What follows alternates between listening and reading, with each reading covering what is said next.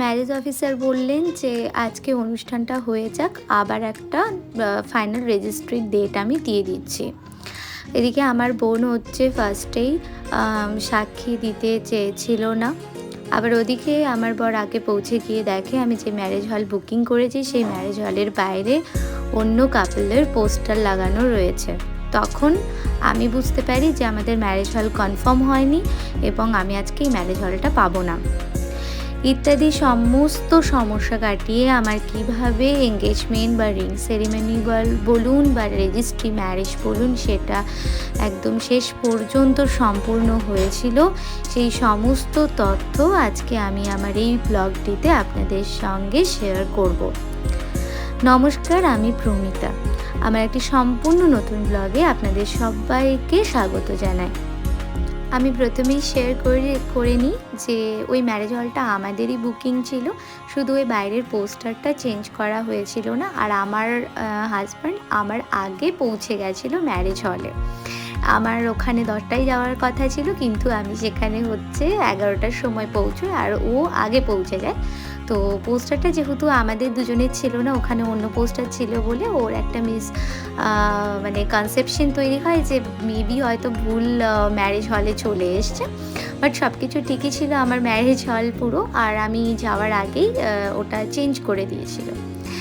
আর আমাকে নিতে আমার হাজব্যান্ডেরই আসার কথা ছিল। তো আমার যখন মেকআপ কমপ্লিট হয়, আমি 7টার সময় মেকআপ স্টার্ট করি আর বাড়িতেই, এবং সেই মেকআপটা আমার শেষ হয় হচ্ছে 10টার দিকে। তারপরে আমার বাড়ির সামনে ফটোশ্যুটটা কমপ্লিট করে নিই মা বোনের সঙ্গে, এবং আমার কিছু সিঙ্গেল ফটোশ্যুটও হয়, কিছু ভিডিও হয়। আর এর মধ্যে আমার হাজব্যান্ড চলে আসে গাড়িতে। তারপরে আমার হাজব্যান্ডকে আমি তো দেখে অবাক যে হঠাৎ করে চলে এসে, আমি পেছনে তাকিয়ে দেখছি ও আছে। তারপরে আমি ওর সঙ্গে 11টার দিকে গিয়ে পৌঁছোই এবং যথারীতি সেখানে গিয়ে আমার যে রেজিস্ট্রির যে প্রসিডিওরগুলো সেগুলো হতে স্টার্ট হয়ে যায়। ফার্স্টে ফিঙ্গারপ্রিন্ট দিয়ে স্টার্ট হয়।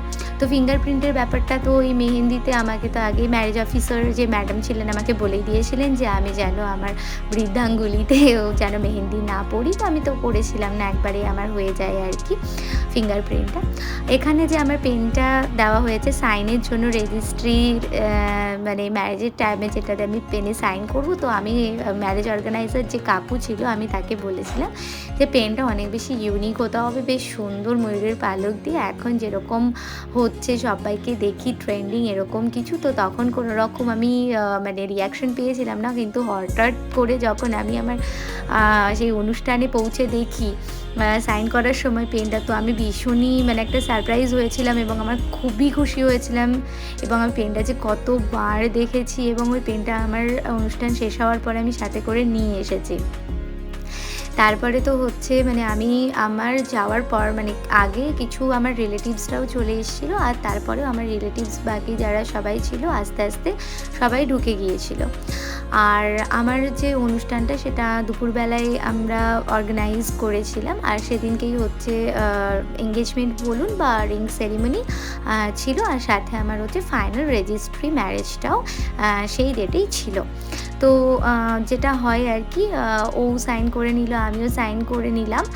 আর যেরকম ডকুমেন্টেশন নানা রকম যেগুলো বলে রাখা ছিল সেরকম আমরা নিয়ে গিয়েছিলাম। আর ওর যেহেতু আমার বাড়ির থেকে ওর বাড়ি অনেক দূরে, ওকে তো সেই সকালবেলায় বেরোতে হয়েছে, 6টার সময় বেরোতে হয়েছে, 4 ঘন্টা আমার বাড়িতে এখানে আসতে লাগে। তো তো সকালই বেরিয়ে গেছিলো। আর জানেন যে 3জন হচ্ছে সাক্ষীর প্রয়োজন হয়, তো এখানে আমার মা সাক্ষী দিচ্ছে। মাকে যেরকম সাইন করতে বলা হয়েছিল মা সাইন করছে। এখানে আমার বর মাকে মানে মায়ের সঙ্গেও কিছু ছবি তুলে নিচ্ছে, আর মার মুখ দেখে বোঝা যাচ্ছে যে মা কতটা খুশি। আর তারপরে হচ্ছে বলি যে আমার বোন আসলে রেজিস্ট্রিতে সাইন করবে না বলেছিল, আমি ফার্স্টেই বলেছিলাম। তো আসলে আমার বোন হচ্ছে উকিল, তো ওর দাদাভাইকে মজা করে বলেছিল যে আমি উকিলরা কখনো না, দাদাভাই সাক্ষী দেয় না। তো আমাদের সিনিয়ররা মানা করে দেন যে কোনো কিছুতে সাক্ষী দেওয়া যায় না, আমরা শুধু সাইন করতে পারি, বাট আমরা মানে কোনো কিছু বাট আমরা হচ্ছে সাক্ষী দিই না।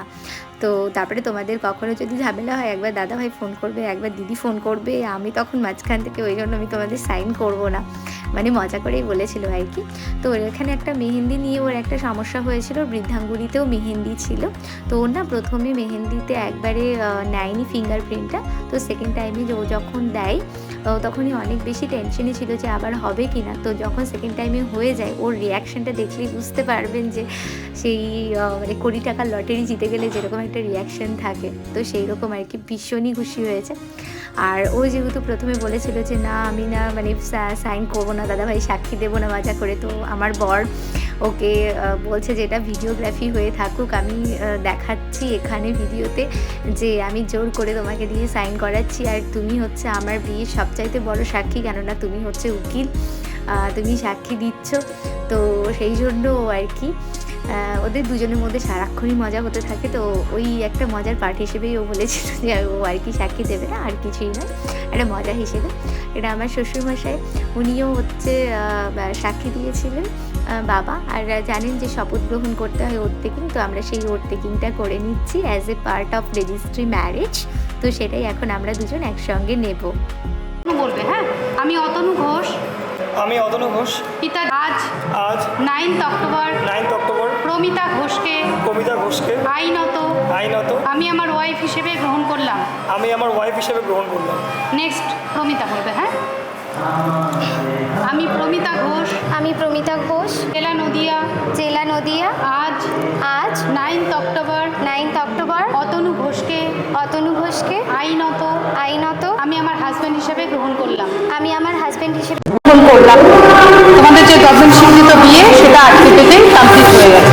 আর একটা ব্যাপার যেটা বলছিলাম যে হচ্ছে ম্যারেজ অফিসার উনি বলেছিলেন যে আমাদের অনুষ্ঠানটা আজকে হয়ে যাক, বিয়ে পরে হবে, ওই ব্যাপারটা এরকম ছিল, বোনের ফিঙ্গারপ্রিন্টটা প্রথমবারে হয়েছিল না, সেকেন্ডবারে হয়েছিল, ওই জন্য